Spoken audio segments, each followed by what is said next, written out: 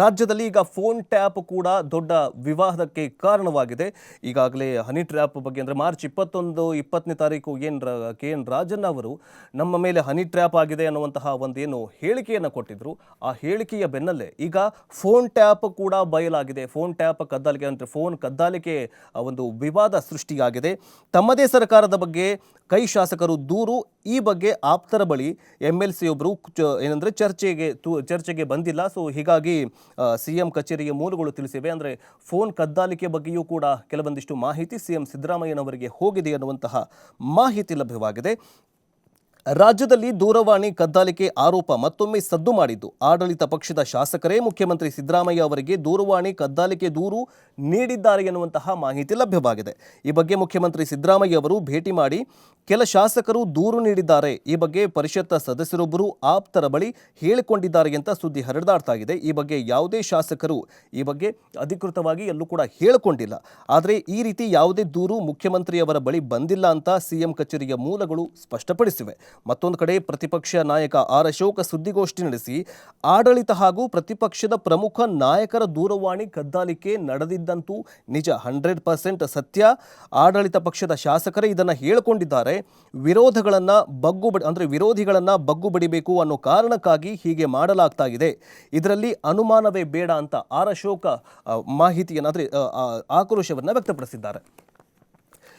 KN. Rajanna ಅವರು honey trap ಬಗ್ಗೆ ಮಾತಾಡೋದಕ್ಕಿಂತ ಮುಂಚೆ ಏನಂದರೆ ಅಧಿವೇಶನದಲ್ಲಿ ಮೊದಲಿಗೆ ಸುನೀಲ್ ಕುಮಾರ್ ಅವರು ಮಾತಾಡ್ತಾರೆ. ಸುನೀಲ್ ಕುಮಾರ್ ಅವರು ಮಾತಾಡಿದಂತಹ ಸಂದರ್ಭದಲ್ಲಿ ಅದಾದ ನಂತರ ಯತ್ನಾಳ್ ಅವರು ಸಡನ್ ಆಗಿ ಎದ್ದು ನಿಂತ್ಕೊಂಡು ಮಾತಾಡ್ತಾರೆ. ಅವ್ರು ಮಾತಾಡೋದಕ್ಕಿಂತ ಮುಂಚೆ ಏನಾಗತ್ತೆ ಅಂತಂದರೆ ಅವ್ರಿಗೊಂದು ಚೀಟಿ ಬರುತ್ತೆ. ಚೀಟಿಯಲ್ಲಿ ಬರೆದಿದ್ದನ್ನು ಓದ್ಬಿಟ್ಟು ನಾನೀಗ ಹನಿ ಟ್ರ್ಯಾಪ್ ಬಗ್ಗೆ ಮಾತಾಡಬೇಕು ಅಂತಂದ್ಬಿಟ್ಟು ಹನಿ ಟ್ರ್ಯಾಪ್ ಬಗ್ಗೆ ಧ್ವನಿಯನ್ನು ಎತ್ತುತ್ತಾರೆ ಯತ್ನಾಳ್ ಸಾಹೇಬರು. ಈಗ ಅದೇ ಚೀಟಿಯ ಬಗ್ಗೆ ಈಗ ದೊಡ್ಡ ಚರ್ಚೆಗೆ ಗ್ರಾಸವಾಗಿದೆ. ಆ ಚೀಟಿಯಲ್ಲಿ ಏನಿತ್ತು ಸಾಹೇಬ್ರೆ ಅಂತ ಯತ್ನಾಳ್ ಸಾಹೇಬ್ರನ್ನ ಪತ್ರಕರ್ತರು ಕೇಳಿದಾಗ ಯತ್ನಾಳ್ ಸಾಹೇಬರು ಒಂದು ಬಾಂಬ್ ಸಿಡಿಸಿದ್ದಾರೆ. ಏನಂತಂದರೆ ಆ ಚೀಟಿಯಲ್ಲಿ ಏನಿದೆ ಅನ್ನೋದನ್ನು ನಾನು ನಿಮಗೇನಾದರೂ ಹೇಳಿದೆ ಅಂತಂದರೆ BJPಯಲ್ಲೂ ಕೂಡ ಕ್ಷಿಪ್ರ ಕ್ರಾಂತಿ ಆಗತ್ತೆ, ಕಾಂಗ್ರೆಸ್ಸಲ್ಲೂ ದೊಡ್ಡ ಕ್ರಾಂತಿ ಬೆಳವಣಿಗೆ ಆಗತ್ತೆ ಅನ್ನೋದರ ಮೂಲಕ ಹೊಸ ಟ್ವಿಸ್ಟನ್ನು ಕೊಟ್ಟಿದ್ದಾರೆ. ಅಂದರೆ ಆ ಚೀಟಿಯಲ್ಲಿ ಏನಿದೆ, ಆ ಚೀಟಿಯಲ್ಲಿ ಇರುವಂತಹದ್ದು ವಿಷಯ ಏನು ಅಂತ ಕೇಳಿದಾಗ ಇಲ್ಲ, ಒಂದು ದಿನ ಬರುತ್ತೆ ಆ ಚೀಟಿಯಲ್ಲಿ ಏನಿದೆ ಅನ್ನೋದನ್ನು ಪಕ್ಕಾ ಹೇಳ್ತೀನಿ ಅಂತ ಯತ್ನಾಳ್ ಅವರು ಹೇಳಿದ್ದಾರೆ. ಇದೆಲ್ಲದರ ಮಧ್ಯೆ ಈಗ ಏನಾಗಿದೆ ಅಂತಂದರೆ ಹನಿ ಟ್ರ್ಯಾಪ್ ಬದಲಾಗಿ ಈಗ ಫೋನ್ ಕದ್ದಾಲಿಕೆ ವಿವಾದವೂ ಕೂಡ ಕಾಂಗ್ರೆಸ್ ಸರ್ಕಾರದ ಶಾಸಕರೇ ಪರಿಷತ್ MLC ಒಬ್ಬರೇ CM ಸಿದ್ದರಾಮಯ್ಯನವರಿಗೆ ಒಂದು ದೂರನ್ನು ನೀಡಿದ್ದಾರೆ ಅನ್ನೋದರ ಮೂಲಕ ಹೊಸ ವಿವಾದ ಹುಟ್ಟುಕೊಂಡಿದೆ.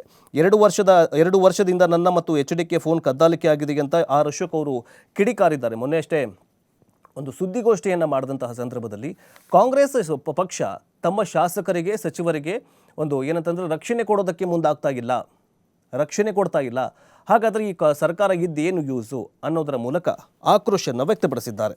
ಇನ್ನು ಆರ್ ಅಶೋಕ್ ಅವರು ಏನು ಹೇಳಿದ್ದಾರೆ ಅಂತ ನೋಡ್ತಾ ಹೋಗೋದಾದರೆ ಹನಿ ಟ್ರ್ಯಾಪ್ ಬೆನ್ನಲ್ಲೇ ರಾಜ್ಯದಲ್ಲಿ ಇದೀಗ ಫೋನ್ ಕದ್ದಾಲಿಕೆ ವಿಚಾರ ಭಾರೀ ಚರ್ಚೆಗೆ ಗ್ರಾಸವಾಗಿದ್ದ ಬೆನ್ನಲ್ಲೇ ತಮ್ಮ ಹಾಗೂ ಕೇಂದ್ರ ಕೈಗಾರಿಕಾ ಸಚಿವ HD ಕುಮಾರಸ್ವಾಮಿ ಸೇರಿ ಹಲವರ ಫೋನ್ ಕದ್ದಾಲಿಕೆ ಮಾಡಲಾಗ್ತಾ ಇದೆ ಅನ್ನುವಂಥದ್ದು ಪ್ರತಿಪಕ್ಷ ನಾಯಕ ಆರ್ ಅಶೋಕ್ ಅವರ ಗಂಭೀರ ಆರೋಪವಾಗಿದೆ. ಜೊತೆಗೆ ಸೋಮವಾರ ವಿಧಾನಸೌಧದಲ್ಲಿ ಮಾತನಾಡಿದಂತಹ ಸಂದರ್ಭದಲ್ಲಿ ಫೋನ್ ಕದ್ದಾಲಿಕೆ ಮಾಡ್ತಾ ಇರೋದು 100ಕ್ಕೆ 100ರಷ್ಟು ಸತ್ಯ, ಇದರಲ್ಲಿ ಯಾವುದೂ ಡೌಟ್ ಇಲ್ಲ ಅನ್ನೋದರ ಮೂಲಕ ಹೊಸ ಟ್ವಿಸ್ಟನ್ನು ಕೊಟ್ಟಿದ್ದಾರೆ. ಬಟ್ CM ಸಿದ್ದರಾಮಯ್ಯ ಕಚೇರಿ ಅಂದರೆ CM ಕಚೇರಿ ಮುಖ್ಯಮಂತ್ರಿಗಳ ಕಚೇರಿಯಿಂದ ಯಾವುದೇ ಒಂದು ಸಮಸ್ಯೆಗಳು ಬಂದಿಲ್ಲ, ಅಂದರೆ ಯಾವುದೇ ಏನಂತಂದರೆ ಪ್ರಾಬ್ಲಮ್ ಬಂದಿಲ್ಲ.